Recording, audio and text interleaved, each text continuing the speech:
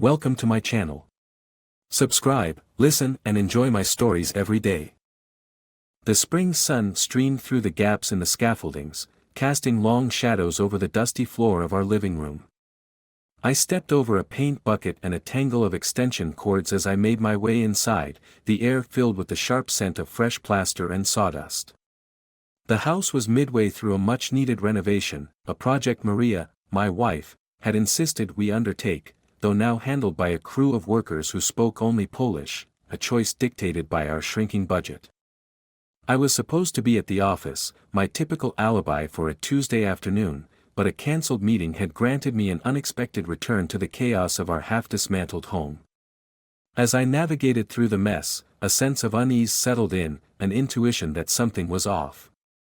The usual clamor of hammers and drills was conspicuously absent, the only sounds were the faint whispers of a radio playing a Polish ballad and subdued voices from upstairs. Pushing open the door that led to the staircase, I was met with the sight of Artur, one of the younger workers, who immediately straightened up, wiping his hands on his dusty jeans. His face, usually unreadable, held a flicker of urgency. "Mr. Thompson," Artur said, catching me off guard with his clear, if heavily accented, English. "I need to talk to you." I frowned, pausing mid-step. "Artur, right? What's going on? Where are the others?" "They are outside, lunch break," he replied, his eyes darting toward the staircase leading to the bedrooms. "But this cannot wait." "Okay, let's hear it then." I leaned against the wall, arms folded, ready for a complaint about the wiring or another unexpected expense. "It's about your wife, sir." His voice was low, cautious. "Today, I came early to finish the tiling in the bathroom. I saw her with another man." The words hit me like a cold wave, and I struggled to maintain composure. "What do you mean?" My voice was a hoarse whisper. "They were in your bedroom," Artur continued, his gaze steady. "I am sorry. I think she did not know I was already inside the house." A mix of anger and disbelief surged through me. Maria? My Maria, with someone else? It seemed ludicrous, yet the conviction in Artur's eyes was undeniable. "Why are you telling me this? You could have pretended not to understand, not to see." Artur shifted uncomfortably. "I know it is not my place, but it is not right. You are a good man, Mr. Thompson. You deserve to know." The room spun slightly as I processed his words. My mind raced through the past weeks, the late nights Maria had been coming home, her increased privacy with her phone, the subtle but growing distance between us. It all formed a pattern I had refused to see until now. "Thank you, Artur," I said finally, my voice steady despite the turmoil inside. "You did the right thing." He nodded, looking relieved that his message had been delivered. I walked past him, my steps heavy as I climbed the stairs. My initial plan to confront Maria crumbled with each step. Instead, a different plan began to take shape, fueled by the raw edge of betrayal. If Maria thought she could deceive me so easily, she was mistaken. I would find out everything, and then, only then, would she realize she had underestimated me. As I reached the top of the stairs, the closed door of our bedroom loomed before me, the sounds of the city drifting in through an open window somewhere, indifferent to the drama unfolding within. Today had been a revelation, but it was just the beginning. Maria had made her move in secret, and now it was my turn. The game had changed, and I was now a player she hadn't anticipated. The revenge would be meticulous and fitting. The afternoon dragged into an early evening filled with a deepening chill as I stood outside, watching the workers gather their tools. Artur was among them, his earlier confession now creating an invisible bond between us. I approached him, my mind racing with a plan that was slowly forming. "Artur, can we talk? In private?" I asked, glancing around to ensure none of the other workers were within earshot. He nodded, leading me to the far side of the yard, where unfinished stacks of bricks offered some semblance of privacy. "I need your help," I started, my voice firm. If what you said about Maria is true, I need to know more. Can you keep an eye on things when I'm not around? Artur's brow furrowed, but he nodded again. Yes, Mr. Thompson. I can do this. You have been good to us, despite everything. Thank you, Artur. And there's more, I continued, feeling the weight of my next words. I need to know who the man is. Anything you can find out. I will see what I can do, he promised, though I noticed a slight hesitation. As we parted ways, my resolve hardened. It wasn't just about catching Maria anymore, it was about reclaiming control of my life. I needed more than just Artur's eyes, though. I needed proof. The next morning, I visited a small electronics store tucked between the faded storefronts of downtown. The bell chimed as I entered, and a middle-aged man with a neatly trimmed beard looked up from a workbench cluttered with wires and circuit boards. Can I help you? He asked, pushing a magnifying glass away. I need some surveillance equipment. Something discreet, I explained, my voice low. He studied me for a moment before nodding understandingly and walking me through my options. I left the store with a compact set of surveillance cameras and recording equipment, enough to cover the main areas of the house without detection. By the time I returned home, the workers were on their lunch break, clustered around a radio that played a lively tune. I slipped inside, avoiding their curious glances, and began the task of setting up the cameras. The living room, the hallway, and most importantly, the bedroom. Each angle was chosen with care, each device a silent sentinel to my unfolding drama. Later that evening, with Maria still out, presumably at one of her usual late meetings, I tested the setup. My laptop screen flickered to life, showing crisp images of the empty rooms. Everything was in place. Now, it was a waiting game. The following day brought an unexpected player into my plan. As I watched the workers from my study, a sleek black car rolled up to the house. A tall man, clad in a sharp suit, stepped out, his dark hair slicked back. He didn't look like a friend visiting, he carried a briefcase and wore a stern expression that seemed out of place. Curious, I opened the front door, stepping out to greet him. Can I help you? I asked, eyeing the briefcase. Mr. Thompson. I'm Daniel Reed, a private investigator, he introduced himself, offering a firm handshake.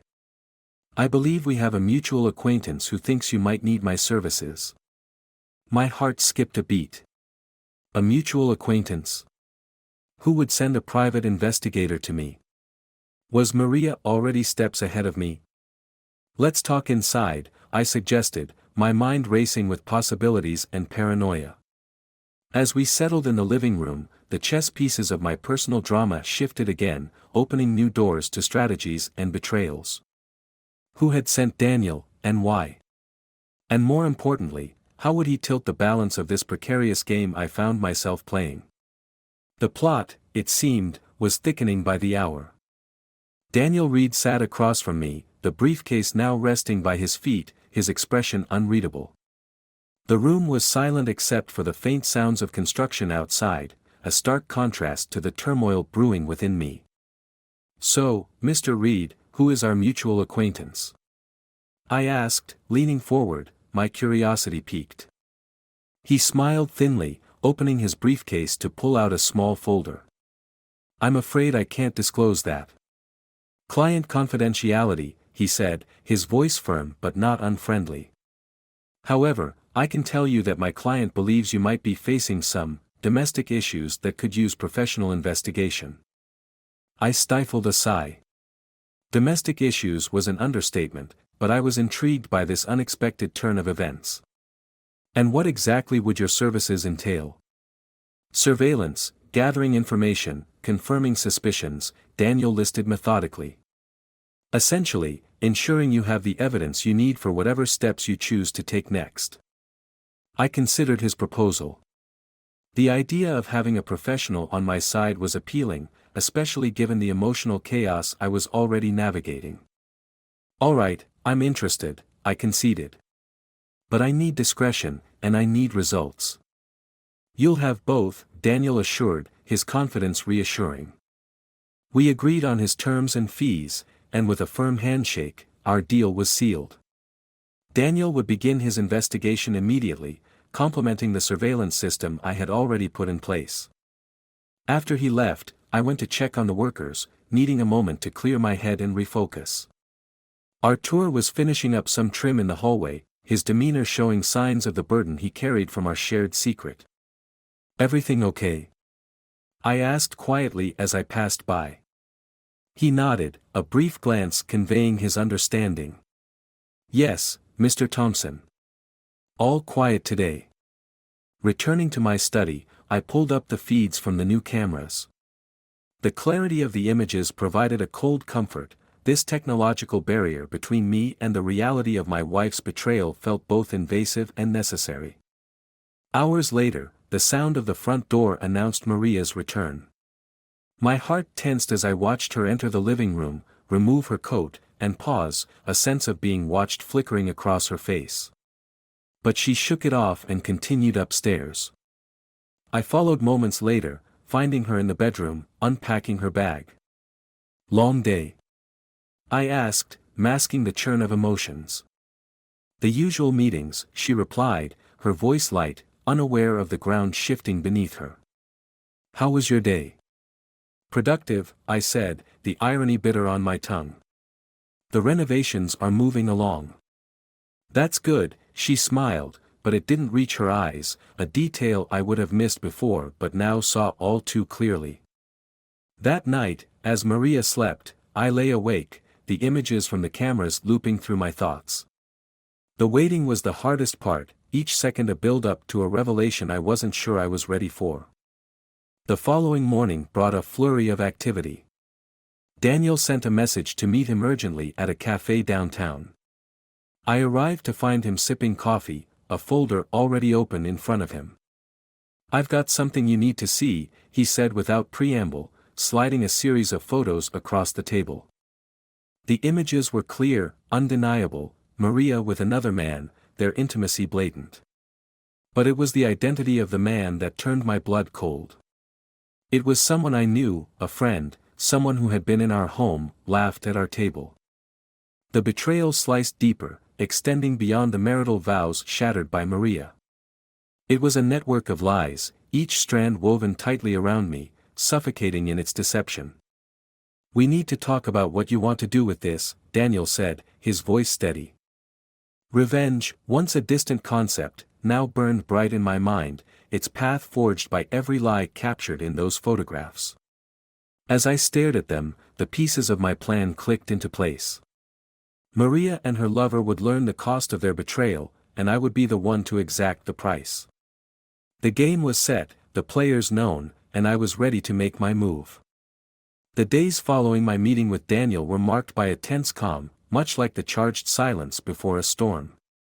With every step Maria took within our home, the cameras watched silently, recording her betrayals. Yet, as each day passed, my initial plan of confronting her directly shifted. Revenge, I realized, needed a stage, and I intended to set it where she'd least expect it. One evening, as the sun dipped below the horizon, casting long shadows across the renovated rooms of our house, I invited Maria to a celebratory dinner, for the near completion of our renovations, as I told her. Her acceptance was tinged with a wariness that hadn't been there before, a sign that perhaps her own secrets were weighing on her. The night of the dinner arrived. The dining room was set impeccably, a perfect setting with dim lighting and soft music that contrasted sharply with the storm brewing inside me. Maria looked stunning, adding to the surreal nature of the evening. As we sat down, I proposed a toast. "To new beginnings," I said, lifting my glass. "To new beginnings," she echoed, a trace of confusion flickering in her eyes. Dinner passed with mundane chatter, punctuated by Maria's attempts to gauge my mood. I played the part of the oblivious husband to perfection, waiting for the right moment. As we moved to the living room for coffee, I turned to her. "There's something special I've prepared to celebrate tonight," I said, my voice steady. Her interest piqued, and she followed me to the study, where I had set up a projector. "What's this?" she asked, a mix of excitement and suspicion in her tone. "Just a little trip down memory lane," I replied as I dimmed the lights and started the projector. The first images were benign, our vacation photos, happy memories. But then, the tone shifted. The room filled with images of her and the man from the photos Daniel had shown me, their intimacy undeniable and raw. Maria gasped, her face draining of color as she turned to me, her eyes wide with shock. "How long have you known?" she stammered. "Long enough," I said quietly, standing to face her fully. "Did you think I wouldn't find out? Or did you think I wouldn't care?" She tried to explain, tears beginning to form, pleading for my forgiveness, for understanding, for a second chance. But the time for words had passed. As the final images flickered out, I told her my decision. "I want a divorce, Maria. And I want you out of this house by tomorrow." The shock was evident on her face, but before she could respond, the doorbell rang. Puzzled, she wiped her eyes as I went to answer it. Standing outside was not only Daniel but also two more figures, Artur and a woman I recognized as Maria's closest friend, Anna. "Good evening," Daniel greeted with a nod. "We have a few more things to settle." Maria looked from me to the gathering at our door, confusion turning to horror as Anna stepped forward, her expression somber. "I'm sorry, Maria, but I can't cover for you anymore." "It's not just Tom you've been lying to," Anna said, revealing her own betrayal.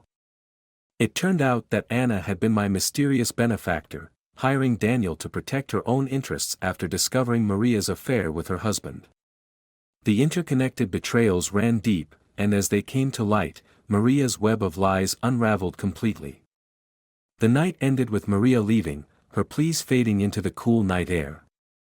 Artur, Anna, Daniel, and I remained, discussing the next steps and legal proceedings in the quiet of my now too big, too quiet house. As they left, I sat alone in the silence, the weight of the evening's revelations heavy on my shoulders. Revenge had been served cold and precise, yet the taste was bitter. I realized then that while justice sometimes necessitates harsh actions, the void left by broken trust and shattered relationships was something no amount of planning could ever fill. The house was quiet, the echoes of the past lingering like ghosts. I poured myself another drink, pondering the ruins of what had been and what could have been, knowing the road ahead would be one of rebuilding, not just the physical spaces around me, but my life itself.